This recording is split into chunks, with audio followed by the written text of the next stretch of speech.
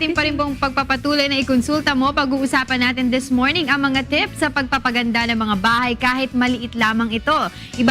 Ibabahagi po sa atin yan ng interior designer na kasama po natin dito sa studio na si Sir Cholly Cabanban. Or si Tito Cholly. Tito Cholly. Hi, Tito Cholly. Hi, good morning, Good Kuya. Good morning sa lahat.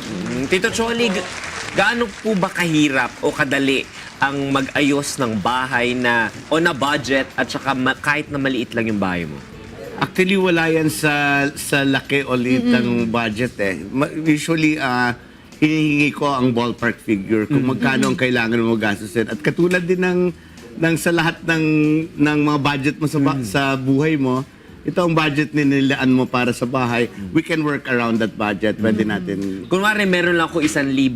Ano yung sa tingin mo na pwede kong bilhin or ibahin para maiba lang ng konti yung look? Inom na lang tayo. Walang mararating. Walang mararating Mag-iiba na yung yung bahay.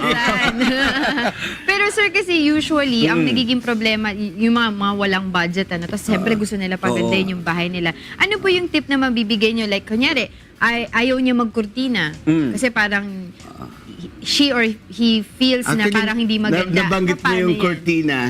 Yung cortina, maraming klaseng tela eh. Marami din presyo na. So kung anong angkop sa budget mo, papasok na yun yung panlasa. Kasi pwede ka nung bumili ng medyo maliit lang ang budget mo, pero yung panlasa mo, pwede mo nagpipid. Doon pumapasok ngayon yung mga katulad namin ng mga designer. Pwede ka namin tulungan pumili, kung anong babagay sa lifestyle mo. Oo. Kasi misconception yung iisipin nila na pag nag-interior designer ka, mahal. Usually, mas napapamura ka in the long run.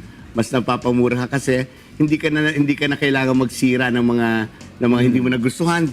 Ginawa natin ngayon, hindi ko nagustuhan. Plano mo na lahat para tuloy-tuloy ang paggagawa. Meron din po ba kayong mga parang tips na halimbawa, ako ayoko naman bumili ng bago pero gusto ko lang ayusin yung bahay ko.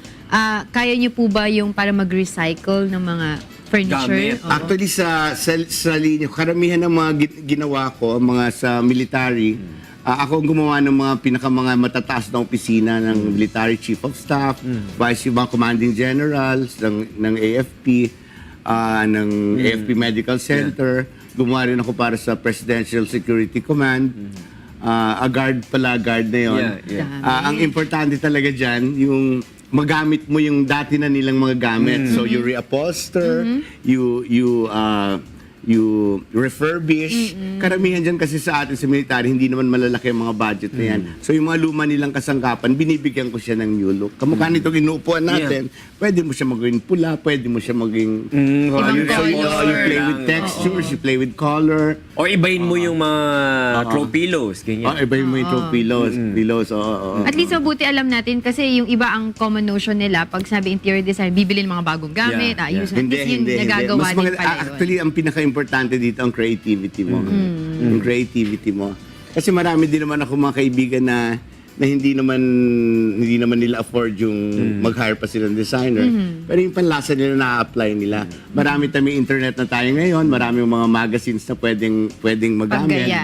Oo. Ano naman po yung pwedeng yung itip sa amin tungkol po dun sa pagpapalaki ng isang space or at least yung illusion lang na lalaki yung space? Ano yung pwedeng ilagay doon? Actually, number one sa color. Okay. Yung color na gagamitin mo. The smaller the space, the lighter ang color gamit mo. You can use mirrors and lighting. Importante yung ilaw. How about yung furnitures? Yung furniture, ang ideally, mas gusto ko yung ginagawa ko yung furniture, yung ang tawag na custom made John, yung talagang angkop siya sa sukat sa ng kwarto space. na paglalagyan mo. So definitely Kasi usually pag bibili ka, paglagay mo hindi pala kasya, hindi pa although mas cost intensive ang magpagawa, pero in the long run, nagamit mo mabuti yung space mo. Saka maganda. You said lighting, no? Kunyari smaller space, is it better na warm lights o white lights? Actually, ideally, ang lighting na maganda ay combination ng white light at saka ng yellow light. Yan, it medyo flattering. It simulates daylight. Yung white light, nakakatakot yan, mukha kang patay. Lalo na kung mga living areas dyan. Kaya mga hotel, kita mo walang mga white light. Puro sila warm lights. Okay.